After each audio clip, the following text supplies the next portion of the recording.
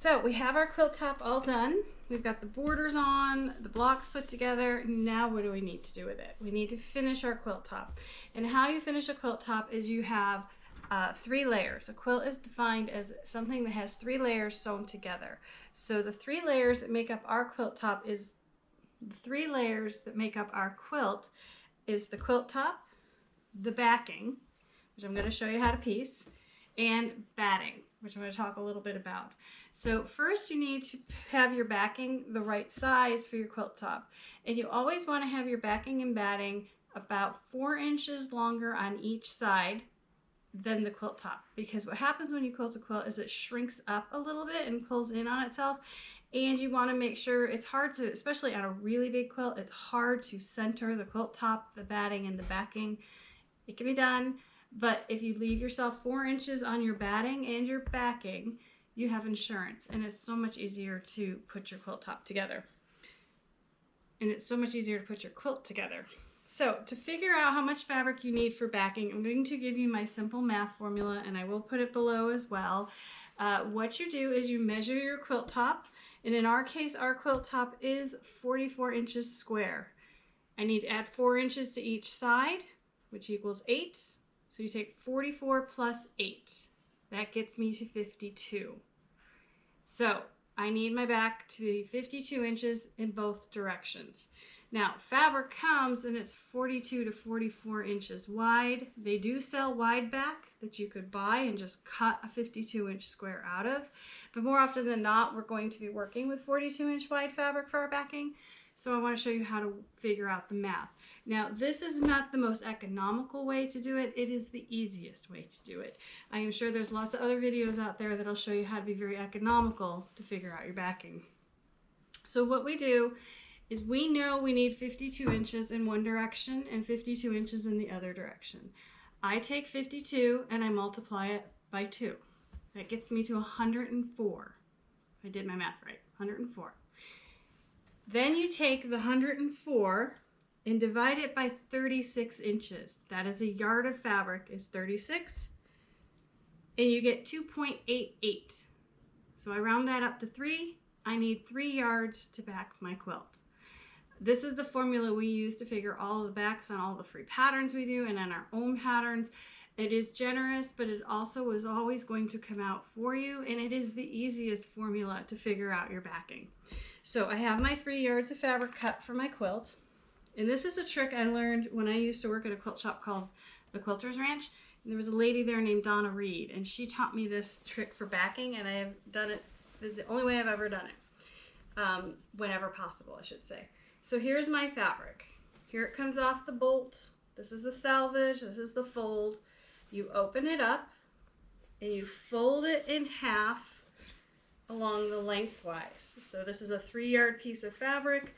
I am folding it salvage edge to make it a 1.5-yard piece of fabric by width of fabric. Folded.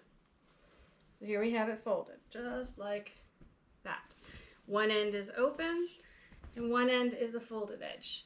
So now what we're going to do is I'm going to take this over to the sewing machine and I'm going to sew both sides. So here's the, let me get the side you can actually see the salvage on. So here it is folded. There's the one salvage edge. We're just bringing the other up so it's salvage to salvage. And I'm going to sew a 1/4 inch away from each side. So 1/4 inch all the way down to the fold on this side and a 1/4 inch all the way down on the fold on this side. Okay, so I've got my backing sewn. Just to get it back here so you can see it again, I've sewn along the a 1/4 inch away from my salvage on each side. So there's that side and that side. Now I have a huge pocket, so let's get our quilt top out of the way here. And what you do with this huge pocket is first you trim away the excess salvage, which we don't really want in our backing, though I have to admit sometimes I do just leave it in because I'm in a hurry, but it's always good practice to take a ruler, rotary cutter, align the 1/4 inch with your sewn seam and just trim all of this chunk out of your backing. Okay, I'm just gonna do this one side and then I'll show you the next step. I can trim my other side later.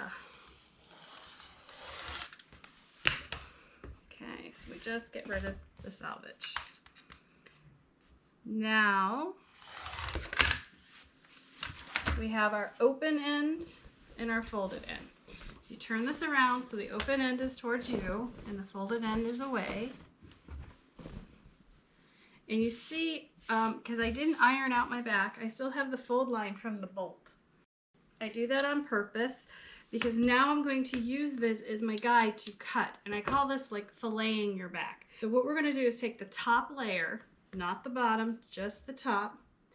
And I'm going to take my scissors and I'm going to cut on that top layer all the way up the fold. Now, once you get up to the fold, what you can do is two different things. You can take your scissors and just cut each side open, or you could just fold this in half at this point. Take your rotary cutter and your ruler and just cut the folded edge off. Okay, now we'll get back to where we were before I cut the edge. There is the center we cut. We cut across the two tops, and now when I flip this open, I have a back that is going to be big enough in both directions. I have two side seams versus one seam down the center.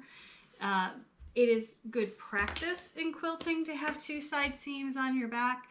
It puts the strain, it takes the strain off of one seam and puts it on two seams.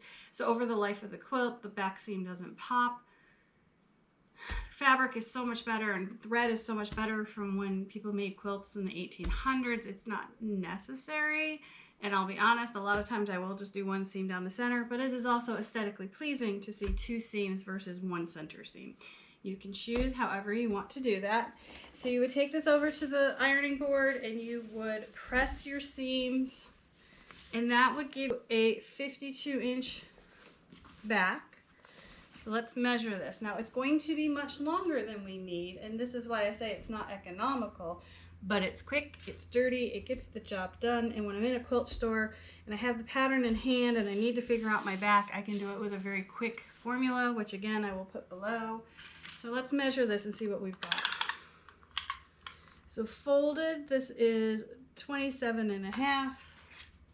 It's a Saturday morning, can't do math. 27.5 times 2 is 55.